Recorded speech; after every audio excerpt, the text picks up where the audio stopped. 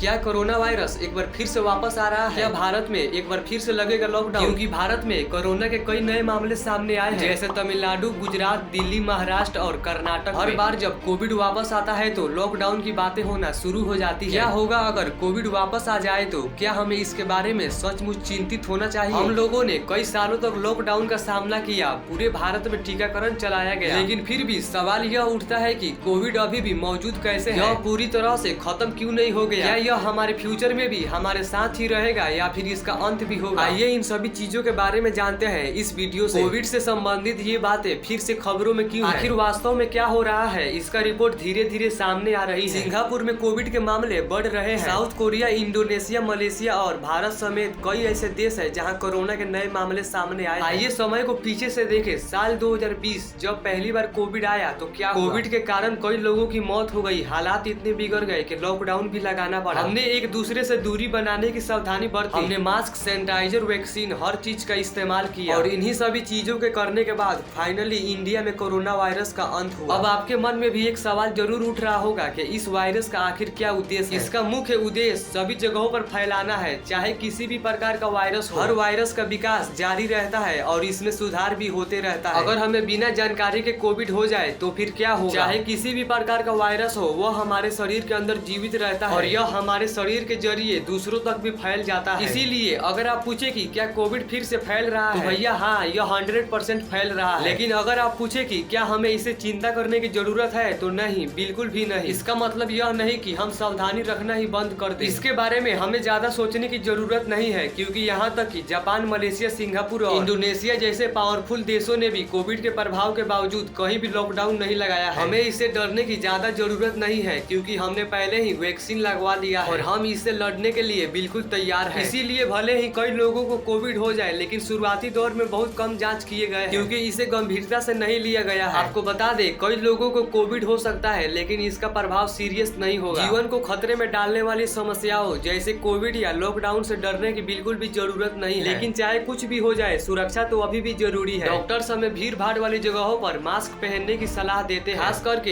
Airport, बसों और railway station जैसी जगहों पर, क्योंकि यहाँ पर वायरस आसानी से फैल सकता है। इसके अलावा घर लौटने के बाद अपने हाथों को एक बार जरूर धोएं। यह साधारण सी बात है, इसमें कोई बड़ी बात नहीं है। कोविड फिर से फैल रहा है, लेकिन इससे लॉकडाउन या घबराहट की कोई भी जरूरत नहीं है। आप बस सावधान रहिए, यही काफी है। कोविड हमारे बीच एक स्थानिक बीमारी बन गई है। यह वायरस लोगों के अंदर रहकर जीवित रहता है। सर्दी और खांसी की तरह कोविड भी आ सकता है और जा सकता है। अगर आपको कोविड हो भी जाता है तो आपको इससे डरने की कोई जरूरत नहीं है, क्योंकि यह आपको ज्यादा नुकसान नहीं पहुँचाएगा। बस 4 या 5 दिन के अंदर यह वापस चला जाएगा। दूसरे देशों की तुलना में हम काफी मजबूत बने हैं, इसीलिए कोविड का हम पर कोई खास असर नहीं होगा। इसी तरह के और भी वीडियो देखने के लिए वीडियो को एक लाइक और चैनल को सब्सक्राइब भी कर दीजिएगा। बाकी मिलते हैं फिर किसी और वीडियो में, तब तक के लिए जय हिंद।